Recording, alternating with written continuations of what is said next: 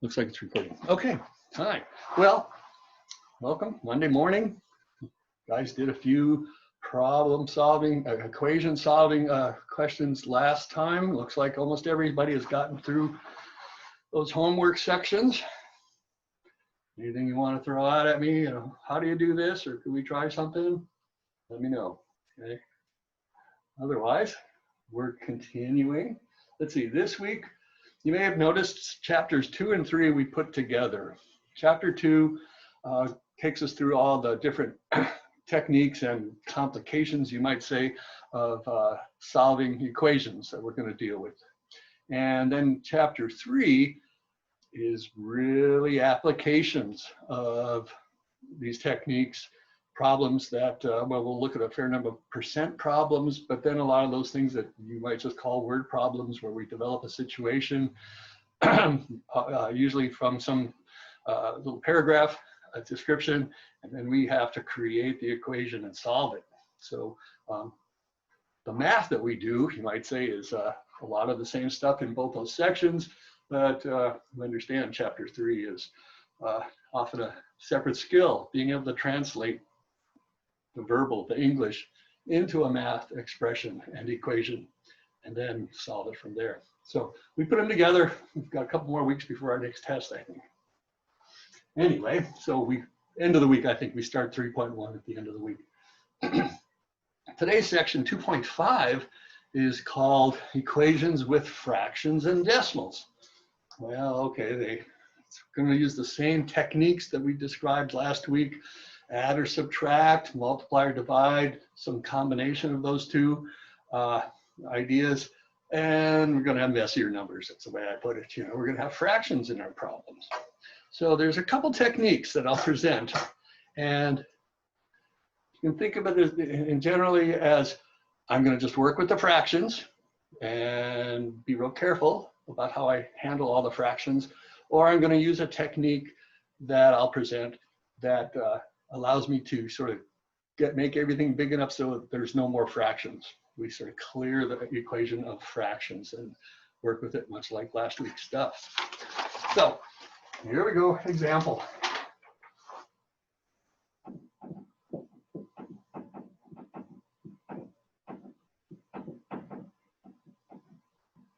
And I'm going to do about 3 of them, I think, just dealing with fractions. All right, I'll do them one way and then I'll come back and kind of redo them again using this second technique that I was suggesting.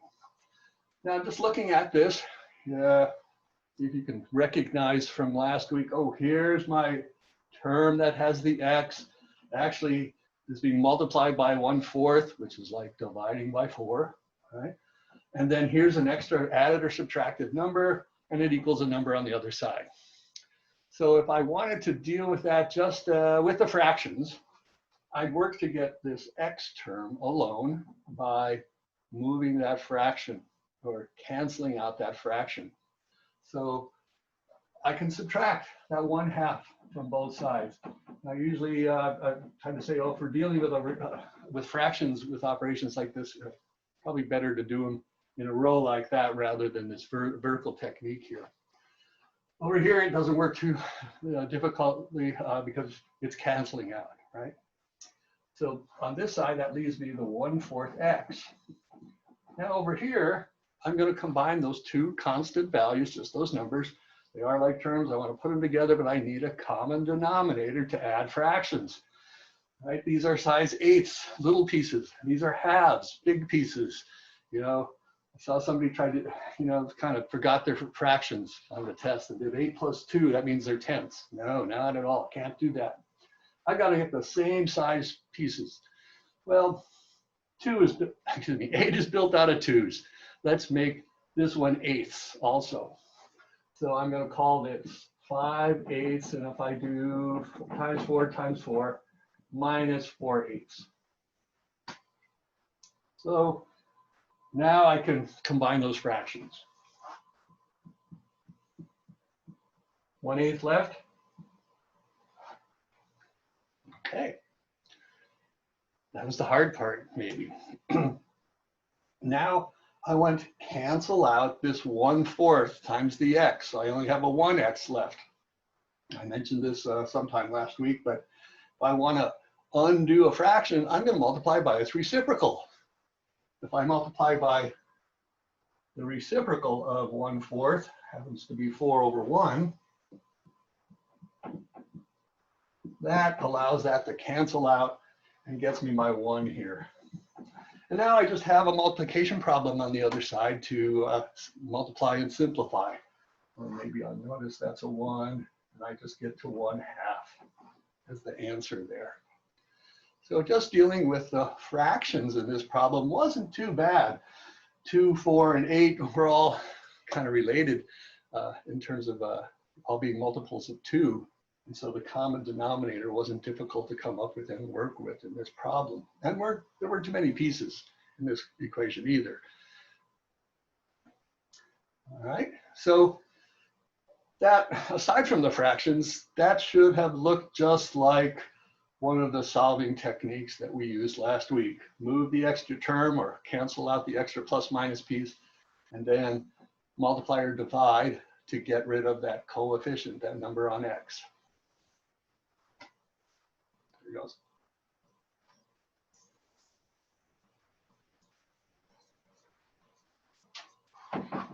All right, another one.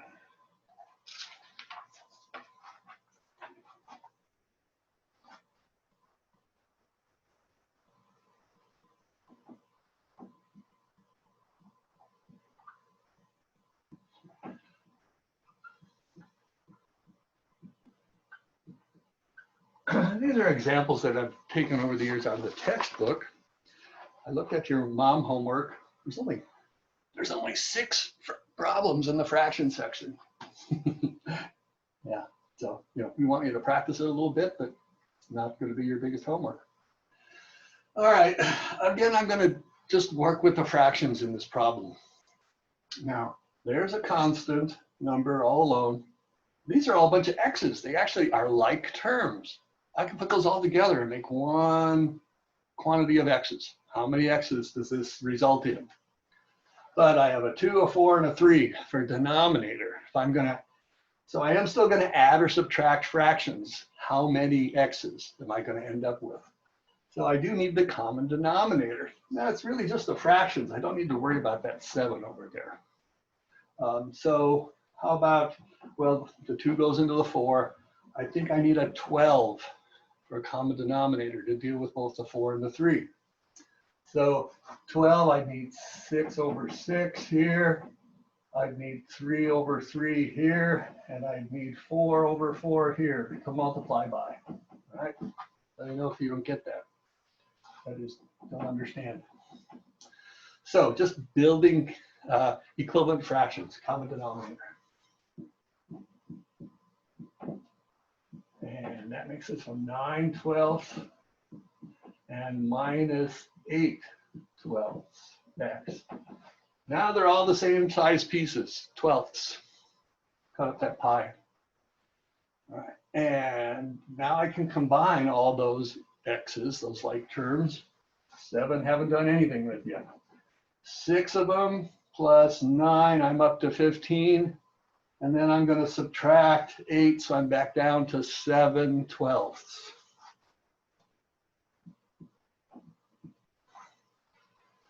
This one, it just happens to have the x on the right side of the equation. Doesn't matter. But here I do now want to cancel out the 7/12, this fraction. The way we do that is to multiply both sides by its reciprocal. Flip it over. I'm going to write that out here. It's just multiply, multiply, multiply. I can cancel this 7 with that 7 and that 12 with that 12, and I have just 1 x left over there. Now, before I forget, right? 12/7, and easy to kind of just think of that over 1. Makes it clear what I'm going to do with those fractions, right? Oh, nice problem the book would give us here. Cancel the 7, so that's just a 12 is my x value. So again, that wasn't too difficult working with the fractions there, coming up with that common denominator. it's going to come down to, what technique do you like the best? And here we go. All right.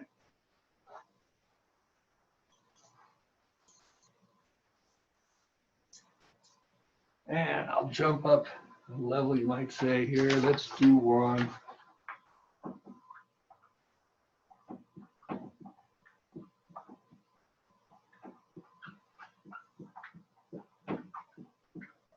Like this. All right. So I'm distributing.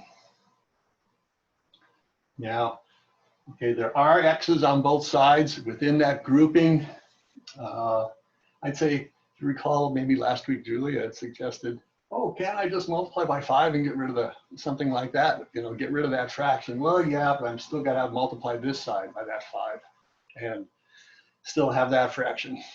I'm going to distribute, okay? I'm going to distribute. Now, this means 1/5 times both of those values. So you can write this a couple of ways. I can write it as 1/5 x or x over 5. Just showing you, okay, either of those really means the same thing. I'm going to write 1/5 x plus 3 times 1/5, I get 3/5. All right. Similarly on the other side, 1/4 x, and I'll just write it as 2/4. Maybe we'll find some reason to simplify it to 1/2. It doesn't really matter right now. Unless, going to 1/2 right away makes the numbers easier. But now I have one of those, like last week we talked about x's on both sides and constants on both sides. I just kind of have to decide which way do I want to go. Move all the x's to one side by adding and subtracting, and move all the constants to one side by adding or subtracting. Excuse me. So I think I will subtract the 1/4 x from both sides.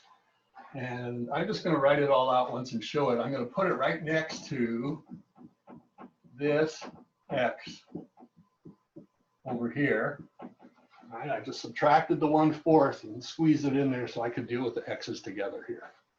And over here, I'm subtracting that 1/4 x. Again, it's addition, so it's commutative, as long as I keep that minus sign with that one. So this one was on purpose. They're canceling each other out. All right, plus and minus. And so I'm left with, I'll write 1/2, okay? 2/4, 1/2. Now, I have 1/5 of x minus 1/4 of x. I need a common denominator. I'm just trying to put those two x's together. I don't really need to worry about those other fractions yet, all right? So I'm just going to get equivalent fractions for these two. Now here's where, you got to understand what you're doing. I'm just trying to change and put those two together, not changing everything else, all right? So 20 looks like it would be the denominator. Multiply that one by 4/4 and get 4/20.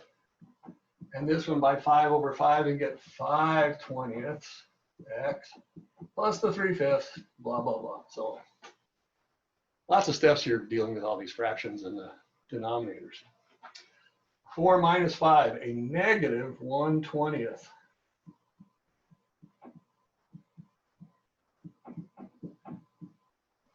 All right, I got all my x's together. Left myself a little space. I've got to subtract that 3/5 from this side and from this side.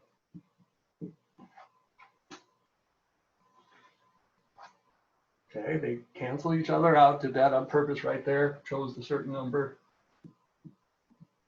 And 1/2 minus 3/5. Can I do the work right over there? I think I'm going to turn them into tenths. All right, 5/5, 2/2, 5, whoops, equal. 5/10 minus 6/10. Minus 1/10. Negative 1/20 x is a negative 1/10. Kind of maybe did too many things to that one step. I Hope you can make that make sense in your notes, whatever. Just to run out of space, I'm going to move over here now. If I'm going to multiply to get rid of that x, let's see, negative 1/20th x equals negative 1/10. I need to multiply by the reciprocal of that fraction, basically a negative 20. I'm going to put little parentheses around here and multiply by negative 20.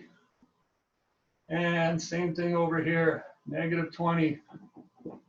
Squeezing it in. Yeah, I'm looking at the board there. It's hard to read, sorry. All right, that canceled, negative, negative. Again, negative times negative is positive. 20 over 10 is just going to be a 2. Having a little more work with all those fractions, right? A little more work. But the numbers weren't that big or crazy. The common denominators we needed weren't too difficult to construct at the time. Well, I'm going to back up and do these same 3 problems, this other technique. Sorry about the mess. This other technique probably looked much easier for this one. Here goes. Yeah.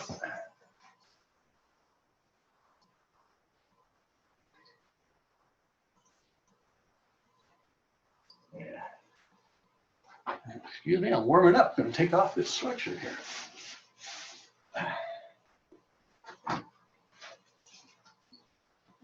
All right, where were we? Back to that first one.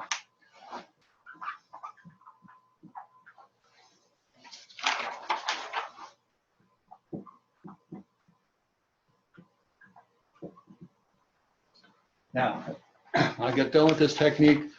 You might say, oh, well, that first one really was just easier with all the fractions, but that last one maybe was easier with this second technique. It's just which one works best. The idea here is to multiply every term, every piece, by the common denominator of all the fractions in the problem. So we're making the numbers all multiples of that common denominator, making them bigger so that they're not fractions anymore. All right, what is he saying? Well, if I look at these 3 fractions, we'll all agree 8 would be the common denominator that would work for all 3 of them. So what I'm going to do is multiply both sides by 8, not 8 over 8. I'm not building equivalent fractions. I'm just making everything proportionally bigger. You know, if I do this side times 8, where am I? This side times 8 and this side times 8, it's still a balanced equation. All right. Now, I'm going to show the distributing, and maybe eventually you would feel comfortable doing this in your head. I have to multiply every term, even if it was just a number. Every piece has to get that same proportionally larger. So 8 of these is going to be 8/4 of x plus 8/2. And over here, I'd get 40 over 8. Are we okay? I'm just going to turn that into 5. But maybe it doesn't always work out quite so nicely. You might end up with well, you should end up with a nice integer value if this technique works. You're doing it properly. Notice this simplifies. That's just 2x. That simplifies. It's a 4. No more fractions. That's kind of why we present this technique, because a lot of people would prefer to clear the fractions and now work with the integers like this. So let's see, I have to leave that alone, subtract the 4. -1. I'm sorry, +1, duh. And now divide by the 2. X equals 1/2. That'll be the same answer I gave you the first time. Clearing it of fractions, multiplying by a number big enough to get the fractions to all simplify nicely to integers or whole numbers. On to the second again. Here we go.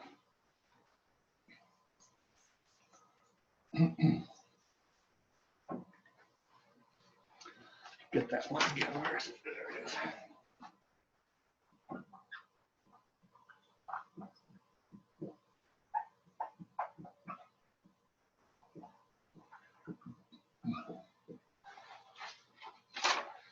Okay. Last time we got a common denominator, we put them all over 12 so that we could combine them. And then we still have a certain number of twelfths, fraction number of x's.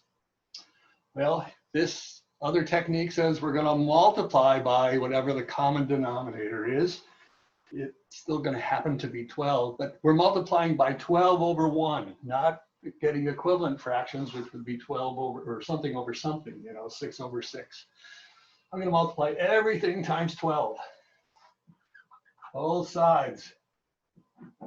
And I always present this like this so you understand you're distributing that 12 to every term. You can kind of sort of combine a step here if you really know what you feel like you know what you're doing. Okay, so what's this, 84? And again, I'm just going to show all the fractions before I simplify them, but here's something you might just do in your head. See, I'm already thinking the 6, sorry. Like, oh, look, that's going to be a 6 in a minute here, right? And 36 and 24. And notice I haven't changed their denominators. I'm just multiplying 12 times the numerator values that they came with. I multiplied the top, and if I pick the right number, all those fractions should simplify to integers, whole numbers. So there's a 6x, there's a 9x, and there's an 8x. You look back; those would be probably look very similar to the numbers in the on the top of the fractions when we did the common denominator. All right. Anyway, I want to combine all those like terms. 6 plus 9 gets 15, minus the 8 leaves 7x.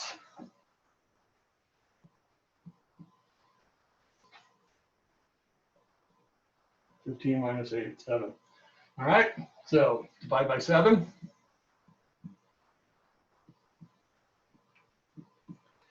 X is 12. Is that what I got last time? For some reason, I don't remember that, but I hope so.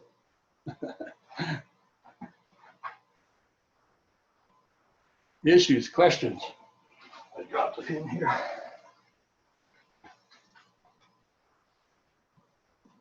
All right. The next one, how am I doing?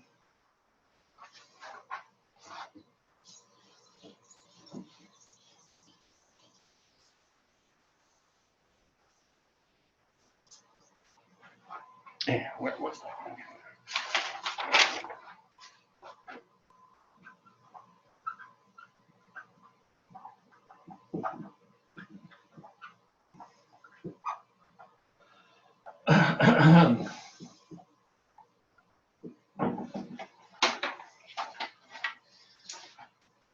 Now look at this for a second.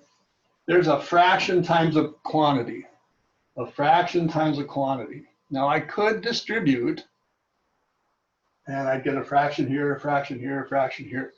But I can use this technique right now and multiply both sides by the common denominator and cancel out the fraction before I distribute. All right, so what's that common denominator? A 20. So if I multiply the left side by 20, I'll make it look like that. 20 over 1. And I multiply the right side by 20. 20 was that lowest common denominator. All right. Now, these are just 3 numbers multiplied in a row, right? Like 2 times 3 times 5. Once I do 2 times 3, I've got a 6, and I'm ready to do the 6 times the 5. I don't do 2 times the 3 times the 2 times the 5. I don't distribute the 2. I'm saying I don't have to do 20 times the fraction and 20 times the other stuff. Once I multiply times the fraction, I've used the 20. I'm good.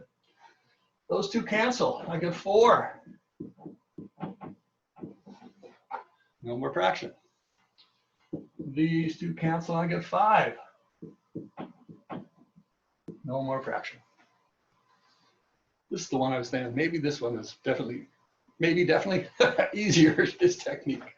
So distribute 4x plus 12 equals 5x plus 10.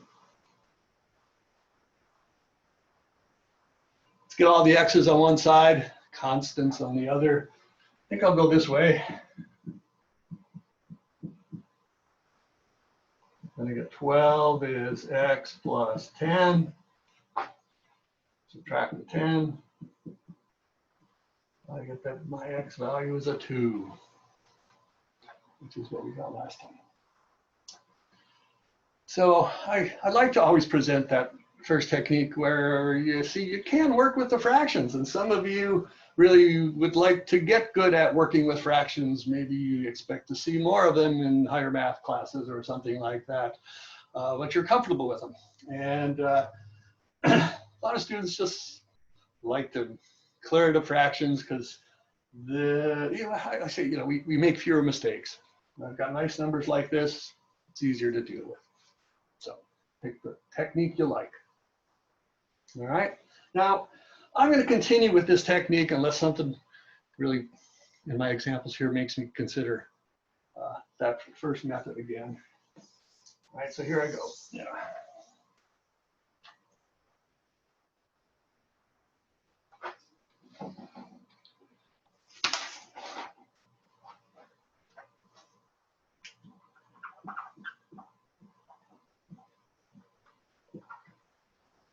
Oops.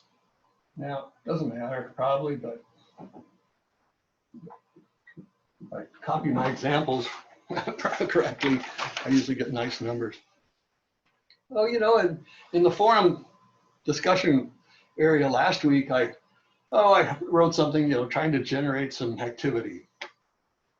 Make up a problem. Maybe you don't have a specific question, but just, as long as you're using something. Somebody said, oh, it's hard to come up with something, that's going to work out nicer.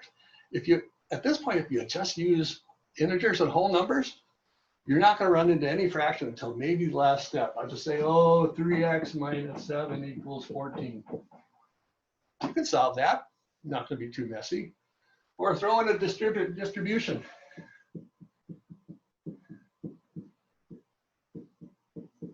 As long as you're using whole numbers like that, or integers, plus minus, you're not going to get very messy numbers. But you can make up something and practice it yourself, and then see if somebody else will answer it for you just for practice. So just suggesting something to do on the forum as a way to practice. Or pick something out of the homework section, or open the book, or click it online, whatever you're doing. I doubt that many of you own the physical copy of the book. Maybe you do. But pick a problem out of the text and give it a try. Back to our fraction work here. Most all of our, this is unusual looking. I'm going to just say it. Here's 2 terms on top and a fraction that is divided by 3. This is going to be written as 1/3 times 4x minus 7. All right, dividing by 3 is the same as multiplying by 1/3. And it's really saying this, every term up here, right, is divided by 3. 4x divided by 3, negative 7 divided by 3, which you kind of see in the distributing here. This could be written as 1/6 times the x. All right. If I'm going to use this get rid of fractions technique, multiply by the common denominator, well, looks like 6 would be the common denominator. So if I multiply this fraction times 6, excuse me, here's what's important. I need to make it look like that entire numerator is getting multiplied by 6, and I put that parenthesis around there. I'm not going to distribute, but those pieces are all locked up together. I put something else in front next to it, so I really have to isolate it myself.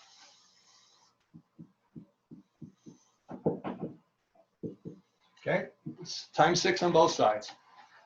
This one goes away. That'll be an x. Now look what happens here.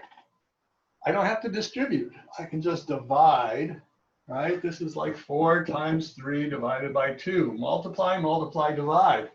Once I divide, it's 2 times 3. Well, here I can cancel the 3, right, leaving a 2. And now I have 2 times this quantity. No more fractions.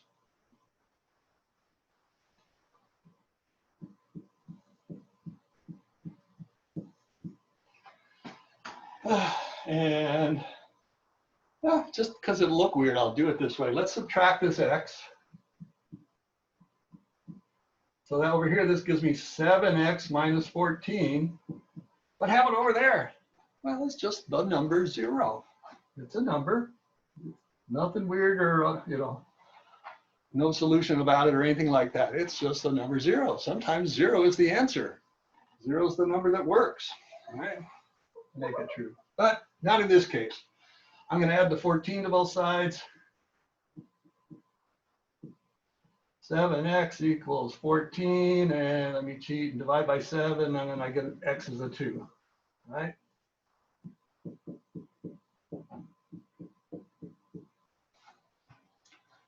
So the point of that one was, think of this as a quantity, and you can still address the fraction by multiplying by the common denominator and cancel it out there.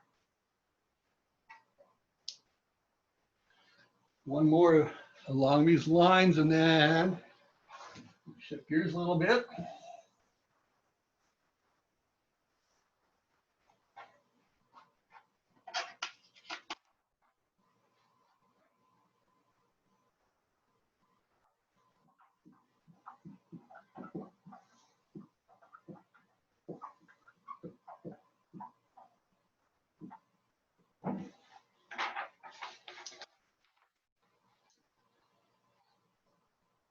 Variable and constant, sum on both sides. Eventually we'll get all the x's together, all the constants together. I do have some fractions, but I have some whole numbers. I'm still going to use the get rid of fractions technique. Why do I have this example here? To enforce the idea. Let's see, I'm going to go to 20s, okay?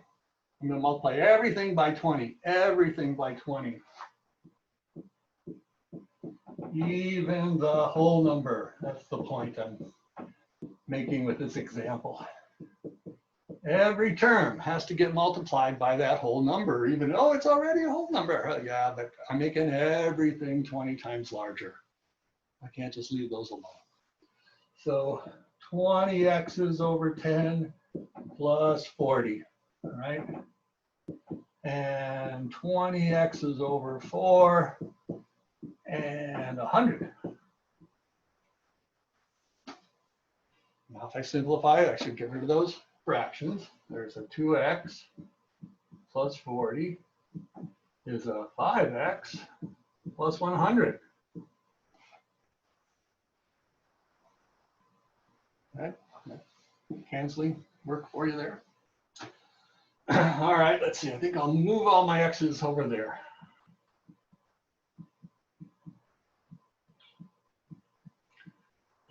X plus 100. So it means I need to subtract the 100 from both sides. Negative 60 is 3x. Dividing by the 3, negative 20 is my x. Hard to write down well on the board. Again, the point was every term has to get multiplied. Well, reminds me, kind of like those fractions that we just did where there's several things on top and a single denominator value. If for some reason I wanted to divide an expression or an equation, excuse me, by a number and it had multiple terms, right? just making up something here. 3x plus 7 equals 2x minus 5. And if for some reason I felt like dividing by 5, I really have to divide every term looking like that. Now, I'm not going to try to solve that. I'm just sort of pointing out, just like I multiply every term, here this is dividing everything, right? Have to make every term under with a denominator 5 to keep it balanced. Okay, that was that. So if the fractions don't look too messy, complicated, maybe you just want to get common denominators and work with the fractions, or we have this technique where you can multiply and get rid of the fractions. The other kind of problem in this section was working with equations that have decimals in them. We don't do too much with the decimals, although we'll do a little more when we're working with percents next chapter.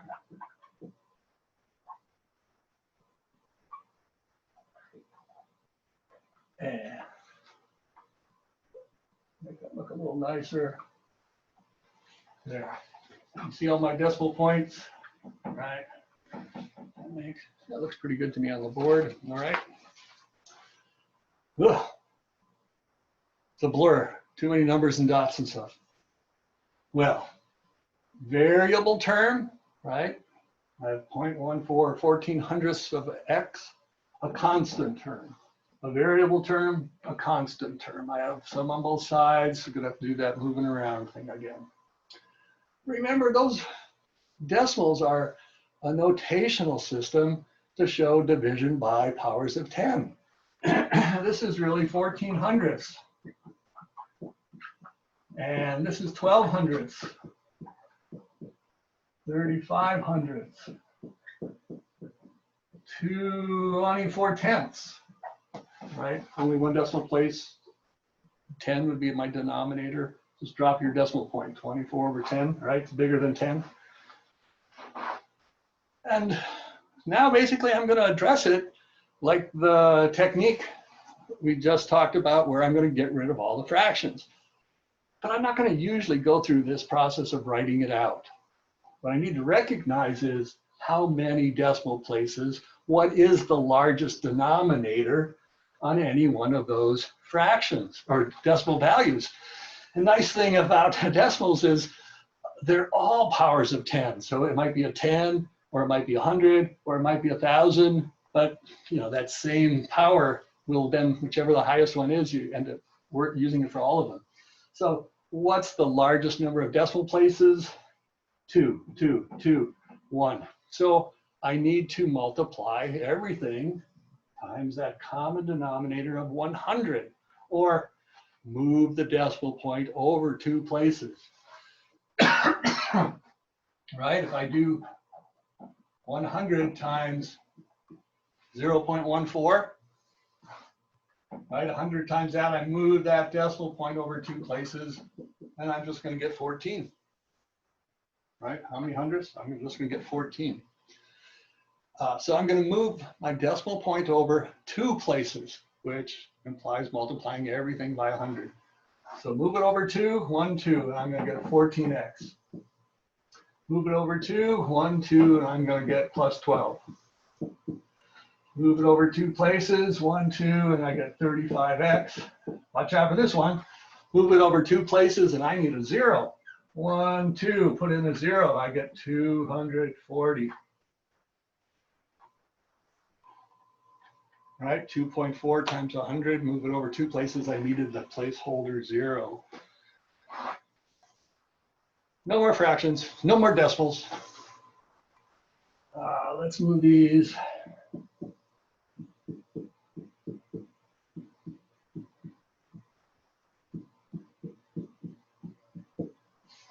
Subtract the 14x's, and let's add that.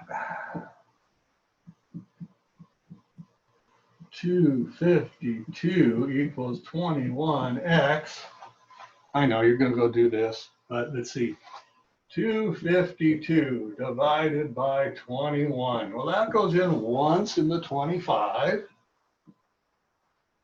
right? 1 times 21, that's where that goes there, line it up.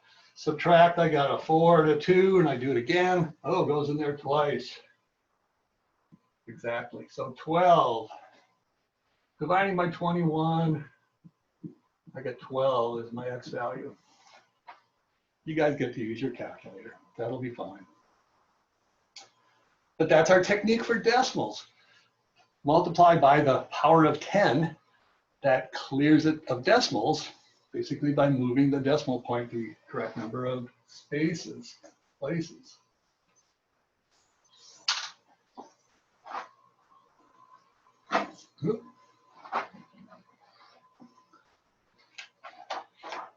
Yeah, a couple more of those, okay?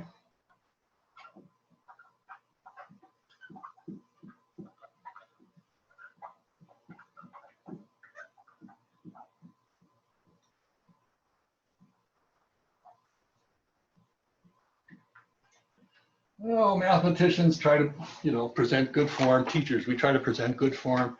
If you've got a decimal value that's less than 1, we like to put the 0 out in front and not just say 0.65. So I try to do it. In everyday life, you might get lazy. All right, same idea.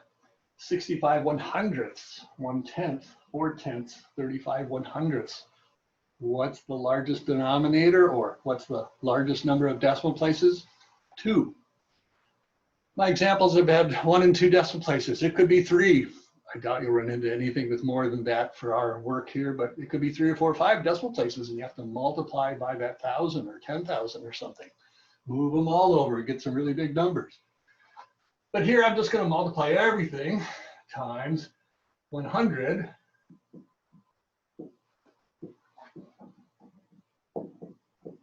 Yeah, I never actually wrote that note on the last example. You might want to just make it real clear that we move the decimal point by multiplying everything by 100.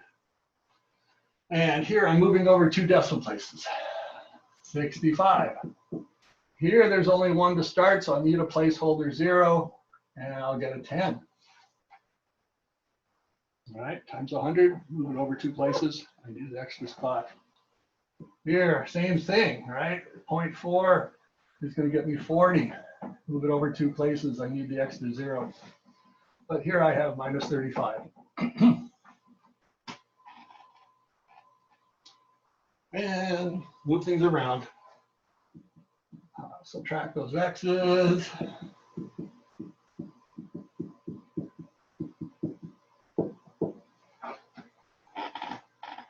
And let's add the 10.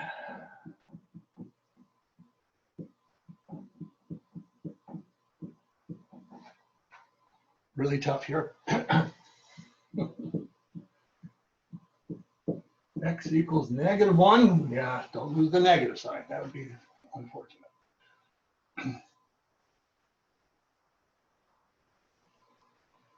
And how about just 1 more of these, okay? That's all good. Here I go.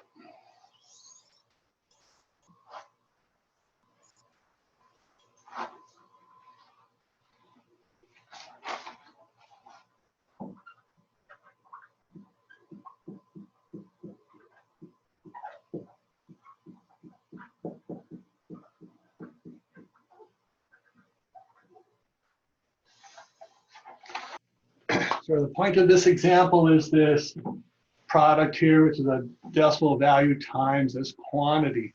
This is kind of like that one where I have like 1/3 in times the parentheses. Once I get done with the 1/3, I don't have to distribute more. So if I clear this of decimals by multiplying by 100, I'll be done with that clearing of decimals, and I don't really have to change anything yet with that quantity. But let's see, 2 places, 2 places, 2 places. So 100 again will work if I move them all over 2 places. Multiplying times 100. Yeah, let's present that well here for you guys, right? Multiply everything, every term times 100. And that gets me 25x plus 2 places is just 5, right, the 5, move over 2 places, and that'll be 295.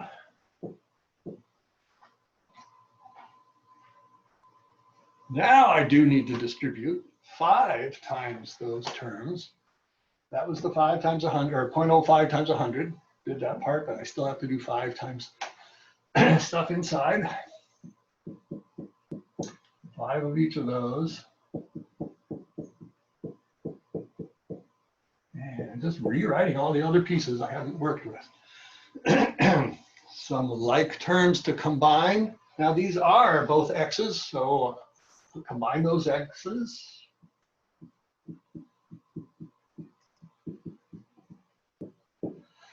All right, so we're subtracting the 25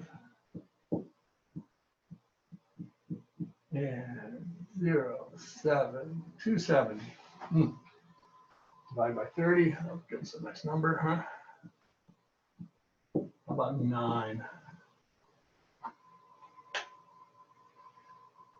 So again, the point was just doing that same process of multiply by the power of 10. And this time we just had a parenthesis expression. We just kind of waited until we were done with the decimal, got rid of the decimal outside. And taking us right up to the end then. So, like I said, only a half dozen in this section. I don't know what we were thinking. Half a dozen fraction problems, probably a decimal or 2 in there. Tomorrow we'll do those things that we call solving an equation for a certain variable. And for some reason, this messes up students, some students. Woo! And with that, we should stop now.